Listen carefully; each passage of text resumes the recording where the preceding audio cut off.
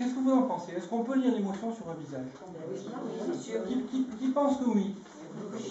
Qui pense que non? Bravo, bravo. Bien sûr qu'on peut lire l'émotion sur un visage. Et les gens qui font des bandes dessinées, les gens qui dessinent des bandes dessinées, vous avez vu comme ils dessinent les émotions? C'est impeccable. C'est très clair. C'est ça leur force. Voilà, bien sûr. Par exemple, la surprise, ça va être... On ouvre les yeux, on ouvre la bouche. Vous voyez? Surprise. Donc les émotions peuvent se lire sur le visage. Il y en a 6 qui sont des émotions essentielles qu'on lit très facilement. Les autres, c'est plus difficile. Mais il y a toute une panoplie d'émotions, comme vous le savez, puisqu'on les a tous eues, on les ressent tous, les émotions. L'émotion est arrivée au fil de l'évolution des espèces, de même que l'intelligence. Et si ce n'était pas utile à la survie, ça n'aurait pas été créé par la nature. Donc, on va dire que c'est peut-être un moyen d'adaptation, parce qu'on peut considérer que les espèces qui ont été créées par la nature sont de plus en plus sophistiquées, et elles sont de mieux en mieux adaptées à leur environnement.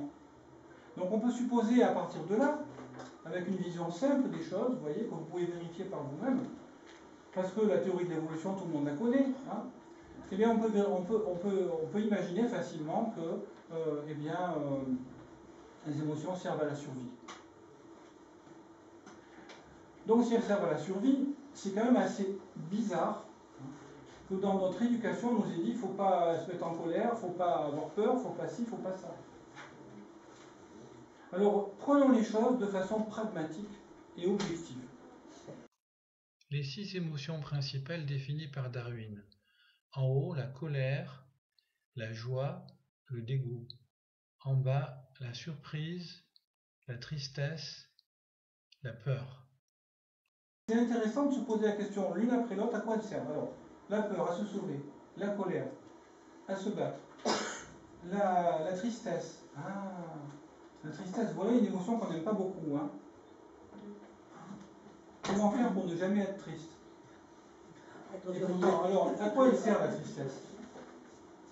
Qu'est-ce qui se passe quand on est triste? À se déconnecter. À se déconnecter de quoi? De notre émotion, peut-être. De prendre du recul. Oui, à prendre du recul. Rentrer un petit peu plus en soi pour prendre du recul. Imaginez quand quelqu'un est triste, qu'est-ce qu'il fait? Il se renferme. Il se renferme. Et il pense. Voilà. À quoi? Au passé.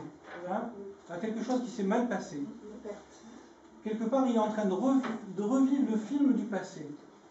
Et qu'est-ce qu'il cherche au fond?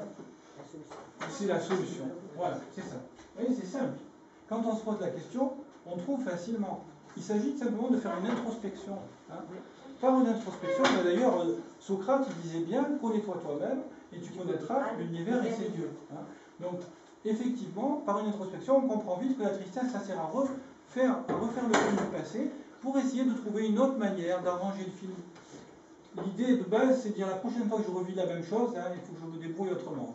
C'est ça l'idée de base. Voilà. Et si on n'y arrive pas, on tourne en rond, on tourne en rond, on tourne en rond. Le cerveau cherche une solution. Consciemment ou non. Si consciemment il essaie de penser à autre chose, son inconscient continue à travailler pour trouver une solution. Et le cerveau consomme énormément d'énergie. C'est pour ça que les gens qui sont déprimés, parce que la dépression, si vous voulez, c'est quoi? C'est une forme de tristesse qui reste sans solution, là, comme ça. On ressasse de la tristesse. Le cerveau cherche toujours la solution.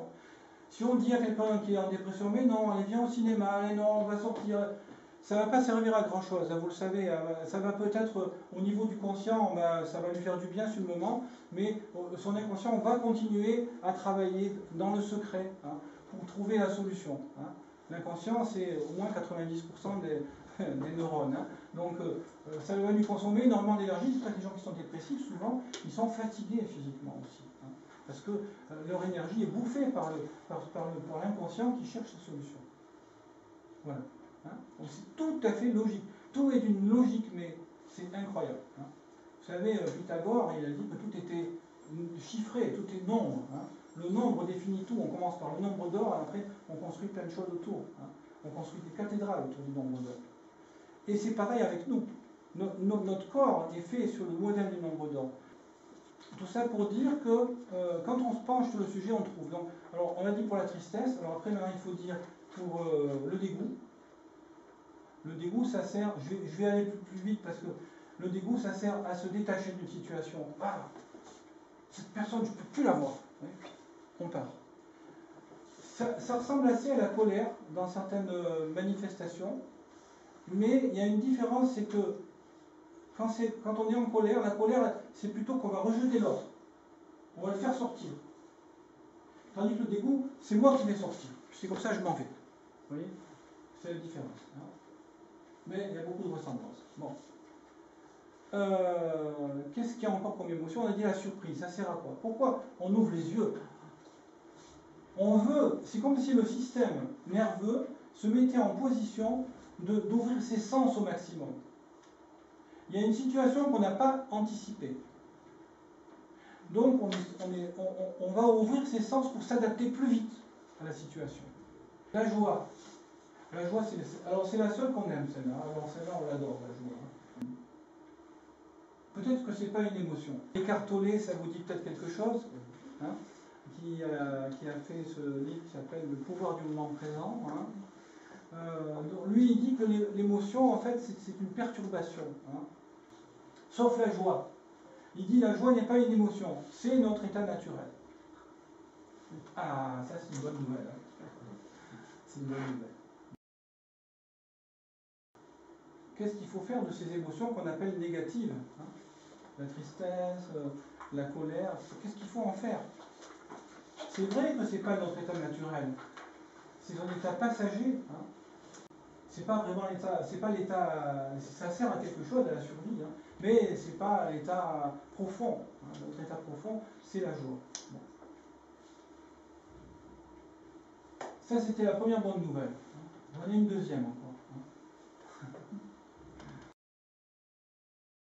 La deuxième bonne nouvelle, c'est que les émotions dépendent de quoi finalement? De quoi? Comment ça se fait que quand on reçoit une facture, on n'a pas tous la même réaction? Vous voyez, par exemple, imaginez qu'il y ait un immeuble collectif, là, hein, il y a des appartements, il y a des charges évidemment à payer, hein.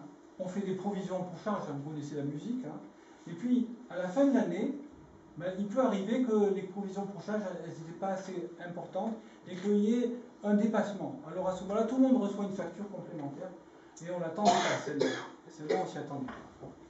Il y a des gens qui réagissent par la colère. Ouais, c'est un scandale, encore une facture, pourquoi ils nous envoient ça? Il y en a d'autres qui vont réagir par la tristesse. Oh là là, encore une facture de plus. Soit battue. Hein, vous voyez, hein? Comment ça se fait qu'il y a cette différence? C'est l'état d'esprit, hein. L'état d'esprit comme le vécu. C'est l'interprétation de la réalité. Le premier qui se met en colère, son interprétation, on se lui demande pourquoi tu es en colère, il dit ben parce que les gestionnaires, ils auraient dû prévoir. C'était leur travail. Pourquoi ils n'ont pas prévu? Vous voyez, son interprétation, ils auraient dû prévoir. L'autre qui est abattu. Alors là, je savais, j'ai déjà reçu la facture des impôts, je ne sais pas comment la payer déjà. Et maintenant, il y a encore celle-là. Donc, si vous voulez, c'est notre vision de la réalité qui va engendrer les émotions. Mais bien sûr, c'est inconscient à ce moment-là. Au moment où l'émotion arrive, on n'en est pas conscient. Mais ce qui est très intéressant à faire, c'est de se dire, tiens, est-ce que le voisin, il aurait réagi comme moi? Tiens, quand je me suis mis en colère, là, est-ce que l'autre, dans la même situation, il aurait réagi comme moi? Ça, c'est intéressant. Parce que si on fait ça, on va prendre conscience qu'on a des jugements différents sur la même situation.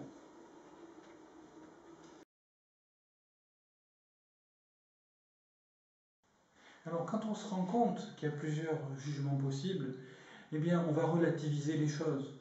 On va être moins accroché, moins crispé sur son jugement et sur l'émotion qui va avec. Finalement, ça permet de prendre une distance vis-à-vis de nos émotions habituelles et ça permet de rejoindre un état plus profond qui est comme un état sans jugement ou un état où on fait simplement qu'observer les choses et se laisser étonner par ses propres émotions. C'est l'état dont on parle souvent en thérapie qu'on appelle la neutralité bienveillante. Eh bien, cette neutralité bienveillante, on va pouvoir l'exercer vis-à-vis de soi-même, vis-à-vis de ses propres émotions. et les laisser jouer, peut-être jouer avec également, un peu comme au théâtre. On va profiter donc de l'énergie émotionnelle pour la mettre dans la balance, pour la mettre en scène de façon vive et puissante. Et ça peut servir dans beaucoup d'occasions. Alors, au cours de cette conférence, je n'ai pas eu le temps de parler de toutes les émotions, bien sûr, il y en a beaucoup, il y en a qui sont plus ou moins complexes. Si vous voulez en savoir plus, il faut lire le livre. Ce livre-ci que j'ai écrit, j'ai mis 4 ans de travail pour pouvoir regrouper toutes les informations nécessaires. Il parle de toutes les émotions, y compris la culpabilité, la jalousie et son antidote. Vous voyez, des émotions complexes comme celle-là. Et il donne des moyens pour mieux comprendre leurs mécanismes. Et puis pour pouvoir aussi entreprendre un dialogue direct avec son émotion, y compris avec la partie la plus profonde, la plus subconsciente, on va dire, de l'émotion, de façon à en tirer le meilleur parti. Alors ça permet deux choses, déjà d'être beaucoup moins victime de ces émotions lorsqu'elles surviennent brusquement, et puis aussi de profiter de l'énergie émotionnelle pleinement. Je vous laisse donc avec ce livre, et puis vous savez aussi qu'en cas de besoin, je fais également du coaching émotionnel par Skype.